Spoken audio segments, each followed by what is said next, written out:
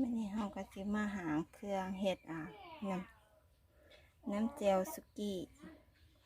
เจลสินดาดหรือว่าเจลสินจุ่มเนาะ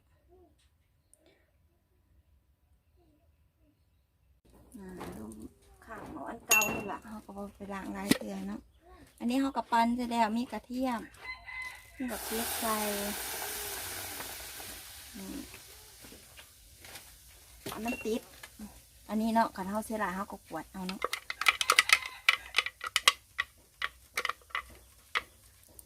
เสียหลายเนาะ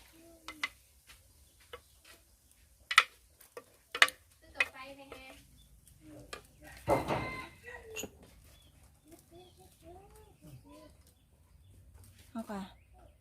เอาบักเพชรลงใส่เนาะแล้วก็เคี่ยวไป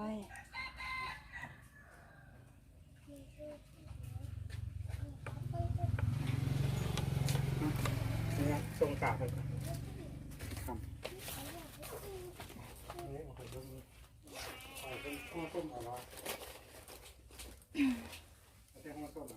เมื่อมันฝดแล้วเขาก็สิเอา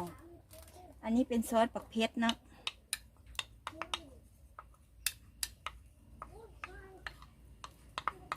ซอสบักเพชรซอสบักเดนหรือว่าบักเล่าเขาบักเครือสมเนาะขอยคนทั้งไตเนาะเขาจะซอสบักเดน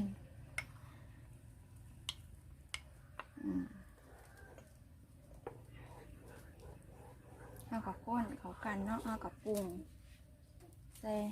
อันนี้มันแป้งนัวเนาะก็ใส่ลงไปรสชาติเขาก็ซิมเอาเนาะมันก็จะออกเข้มโบเข้มเนาะมันจะออกสมหวานเนาะอันนี้มันจะบอเน้นเข้มเนาะก็ใส่เกลือต้องหน่อยนึงเนาะน้ำตาลนะคะคอยใส่ไปก่อน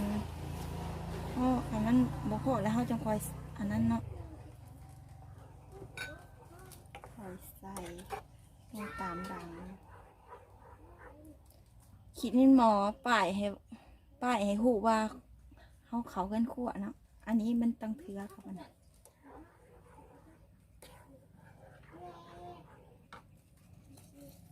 ค่ะอันนี้มันจะออกหอมควนไฟเนาะมันคนก็จะว่าคิ้วควนไฟเนาะแต่สำหรับเฮาว่าหอมควนไฟเนาะน้ำกระถอกกระเทียมเฮากับปั่นเธอน้ำหมักเพชรด้วยเนาะใส่เกลือเอาเกลือมาใส่ก่อน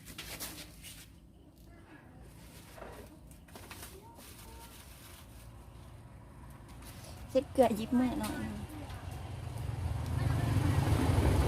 แล้วก็คนตบแมวเพชรมันสุกมาที่จริงเห็ดนี่มันกับบริยางนะโดยจานกระซิบเอาออกสมหวานเขาใส่น้ำส้มใส่สูตรขันก้าว่ามันผสมสินะเฮากับปีบางหน้าใส่เนาะบางมันสุดจะจะมาเบิ่งไหมเนาะกับไก่สีซุปแล้วเนาะไก่สีแดงเลยเนาะเอาปล่อยเพิ่มไปจังน้อยแขนจังน้อยเลยมันก็เริ่มแขนใช่ไหมครับตอนมันหอมมันจะพอเขียนเขาไปว่างไว้มันเย็นมันจะเดี๋ยวนี้แล้วก็เขาก็ซิมรสชาติเนาะออกสมหวานแล้วที่ว่าได้เนาะแล้วก็ใส่ง่าใส่เขาก็เดี๋ยวแล้วเขาก็เอาง่าใส่เนาะง่าที่เขาขัวเดี๋ยวขันอยากให้มันหอมกินไว้เขาก็ตำเนาะแต่ว่าอันนี้เขาก็อาจจะกินบุบเบิ้ลเถื่อเดียวเนาะเขาก็สิบตำมันจะหน่อยมันจะหอมเลยเนี่ยแต่ว่าเขาบริตำเนาะนี่เป็นอันเล่วันนี้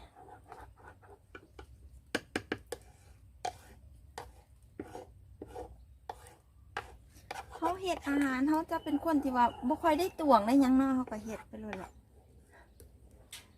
นี่แก้วเรียมรอดซิมเอานี่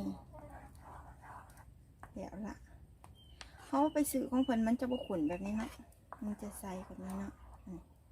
ต้นทุนกับว่าร้ายเขาเห็ดกินเองอยากได้รสยังก็เห็ดเขาไปซื้อเพิ่นอยากเพิ่นต้องใส่ละสารกันบูดเขาเห็ดแล้วเขากินบ่เมื่อไรยังขอตู้เย็นไว้เนาะบ๊ายบายคลิปนี้ไว้ซ้ำนี่คลิปหน้าแล้วมาต่อกันมาอย่าลืมกด Subscribe กดติดตามเพื่อเป็นกำลังใจให้ป้านางเนาะคลิปต่อไป